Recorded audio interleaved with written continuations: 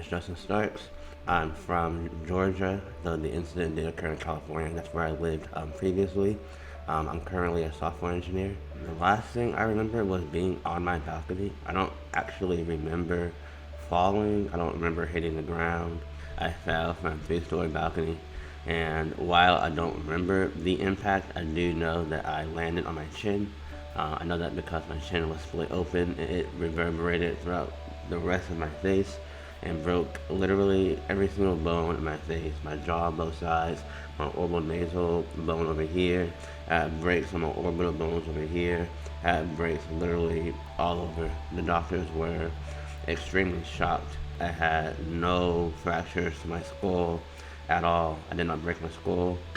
I like to think that my face nowadays is pretty normal looking, but I guess it might be relevant to say I don't think I look exactly the same as I did before the accident. So normally with panfacial fractures, which is what I have, panfacial meaning all of your face, is very, very challenging to put a patient's face back together because you just don't know what piece belongs where, what goes where.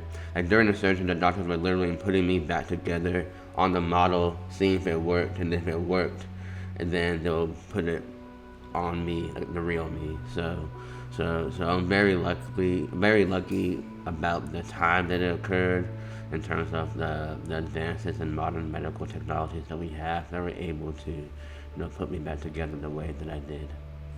So I had on my left side like a massive swelling. I mean, like almost gumball size over here, and it's because your skin's an organ, it's a very delicate organ, and when you have a coronal incision, which is what I have, in which essentially you can see the scar line on my ear, they cut from here all the way across from my head over here. You can't really see it in my hair, then you can sort of see it over here on the back of my head.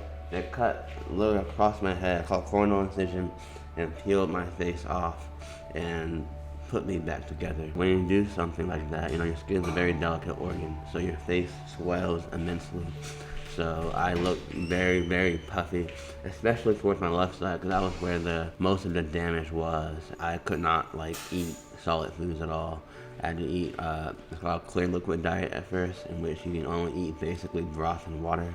Facial reconstruction surgery takes about a year in order to fully recover from. So they're not going to really make any judgment calls until that year. Though the doctor that I saw, he was very experienced. I have one more surgery to do. I have a hole in the roof of my mouth called oral nasal fistula. That contributes to the mild speech impediment that I have, as well as a few missing teeth in the fat transfer thing that I told you about earlier.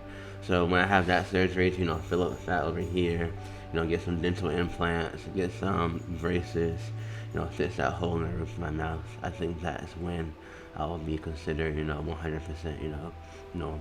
In March, I was well enough to start my first job as a software engineer.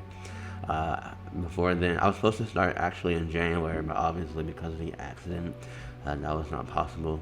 But when March came, I was just getting bored, doing nothing, because my doctor said I should stay at home and do nothing, essentially, and recover. I work from home, so luckily that was at my advantage. I didn't have to commute or anything. Then April is when I started to actually notice a significant, amount of progress. When I started looking normal, I would say. In my pictures from February and March, you can still see the massive amount of swelling. But in April, and especially in May, that's when I think my facial structure started looking, pretty good in my opinion.